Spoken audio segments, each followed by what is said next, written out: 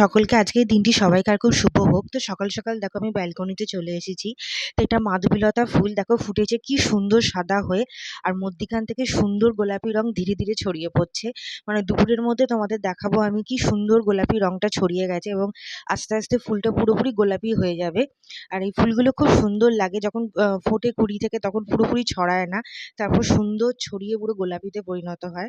এবার দেখো অলকনন্দা ফুলের এই কতগুলো কুড়ি হয়েছে, এই কুড়িগুলো থেকে খুব সুন্দর ফুল হবে। আর এই ফুলটা দেখো অলকনন্দা এটা ফুটে গেছে, খুব সুন্দর লাগছে। এই ফুলটা, এই দুটো ফুলই খুব সুন্দর লাগছে, একদম সকাল সকাল দেখলে মন ভালো হয়ে যাবে।